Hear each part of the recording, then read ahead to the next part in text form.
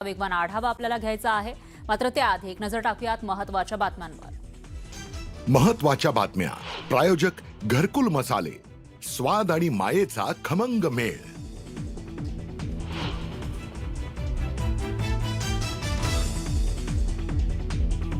महापालिका निवडणुकीमध्ये महायुतीचा दणका, मतदानाआधीच भाजपचे 44 तर शिवसेनेचे 22 उमेदवार बिनविरोध विजयी।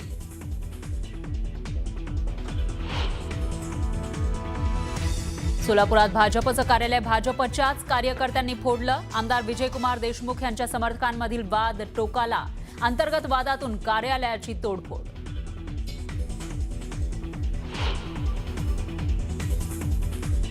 सोलापुरात राजकीय वादातून मनसे विद्यार्थी सेनेचे पदाधिकारी बाळासाहेब सरवदे यांची हत्या झाल्याचा आरोप। सोलापूर मनपा प्रभाग 2 मध्ये अर्ज माघारीवरून झाला होता वाद। मध्यस्थीसाठी गेलेल्या सरवदेंवर हल्ल्याचा नातेवाईकांचा आरोप।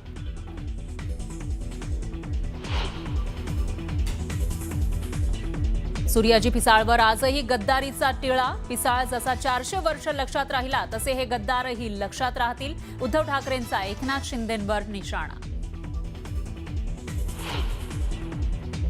अमित ठाकरे आदित्य ठाकरेंचं शिवसेना भवनात मुंबईतील उमेदवारांना मार्गदर्शन। मुंबईतील विविध मुद्द्यांवरून काम करण्याचं ठाकरेंचं आश्वासन। अमित ठाकरे पहिल्यांदा शिवसेना भवनात। काही जण माझ्या नावानं बोंबाबोंब करत होते। अजित पवार माझ्या पाठीशी ठामपणे उभे राहिले। नवाब मलिकांचा भाजप नेत्यांवर निशाणा। पुण्यात महायुती नाहीच। पुण्यामध्ये शिवसेनेचे 123 उमेदवार रिंगणात। एकही उमेदवार शिवसेनेनं माघारी घेतला नाही। पुण्यात भाजपचे 2 उमेदवार बिनविरोध विजयी। प्रभाग क्रमांक 35 मधून भाजपच्या उमेदवार मंजुषा नागपुरे, प्रभाग क्रमांक 35 ड मधून श्रीकांत जगताप बिनविरोध।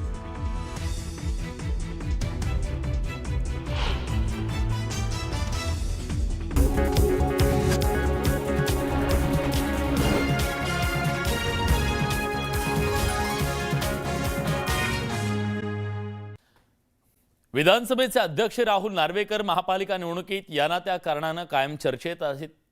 आधी नार्वेकरांच्या कुटुंबात 3 जणांना उमेदवारी दिल्यानं त्यांच्यावर टीका झाली। आता त्यांच्यावर पदाचा गैरवापर केल्याचा आरोप हरिभाऊ राठोड यांनी केलाय। त्यामुळे मुंबईतलं राजकारण तापलंय। राहुल नार्वेकरांवर विरोधकांचा आरोप।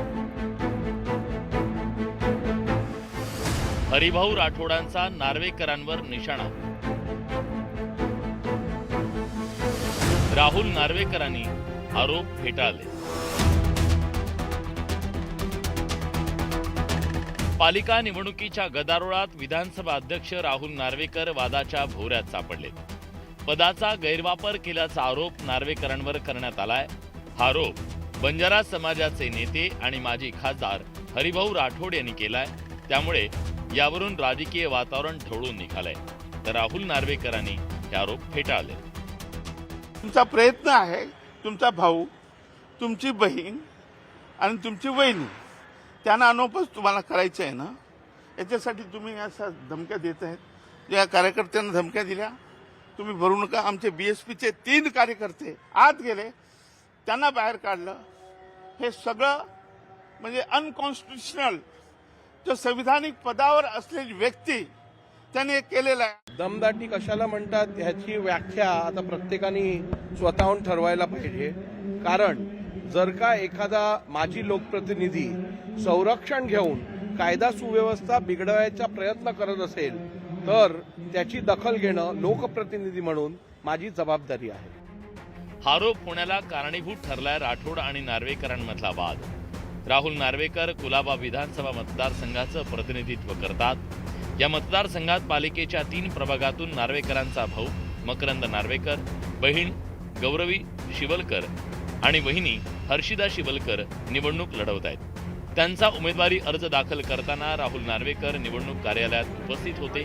त्यावेळी नार्वेकरांनी आपल्या अधिकाराचा गैरवापर केल्याचा आरोप हरिभाऊ राठोडांनी केला।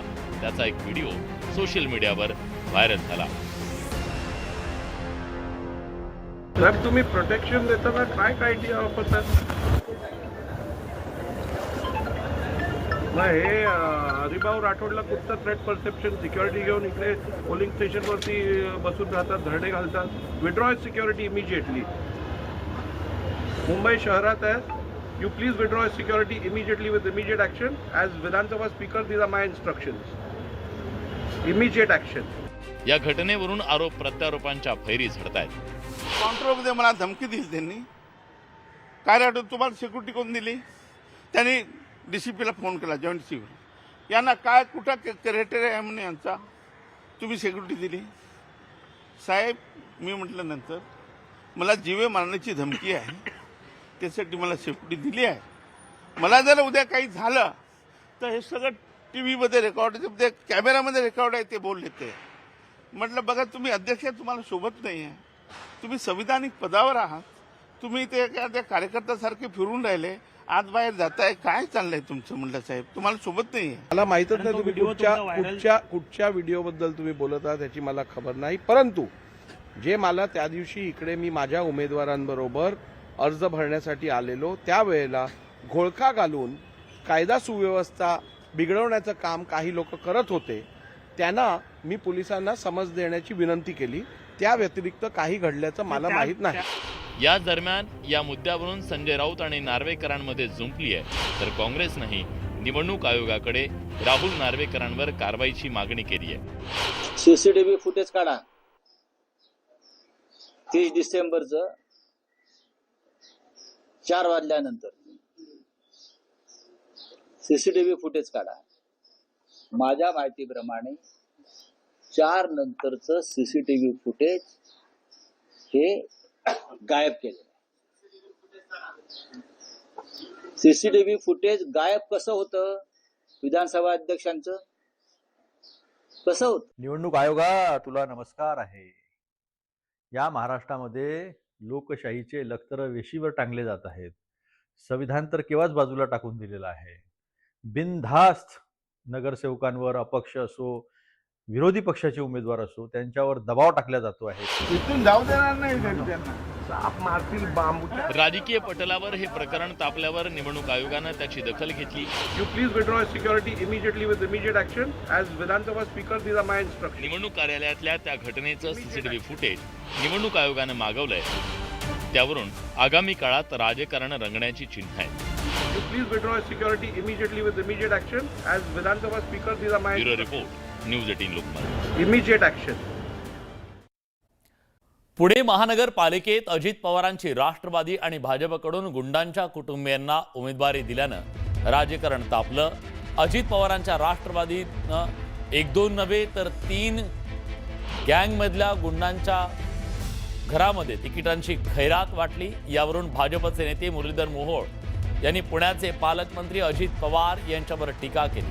त्यांच्या टीकेला अजित पवारांनी उत्तर दिलं. पुण्यातील एका व्यक्तीला परदेशात जायला कोणी मदत केली असा सवाल करदादांनी भाजपवर निशाणा साधला. गुंड निलेश गायवळला परदेशात पळून जायला भाजप नेत्यांनी मदत केल्याचा आरोप याआधी करण्यात आला होता.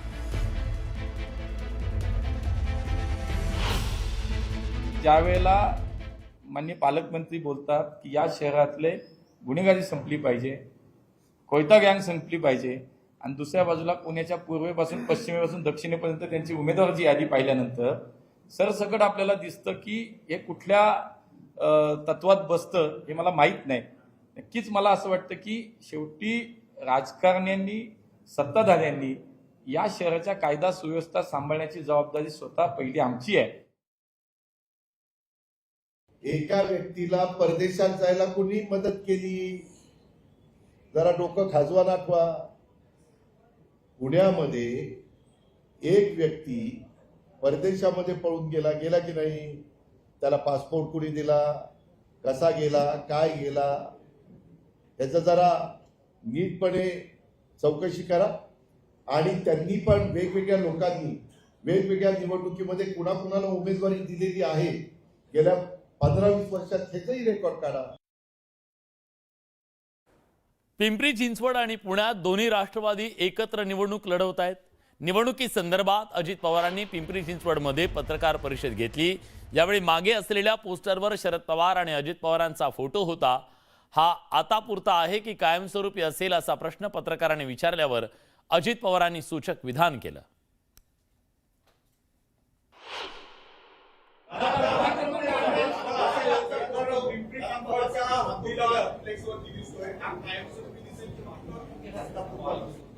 तुझ्या तोंडात साखर पडो, तुझ्या तोंडात साखर पडो.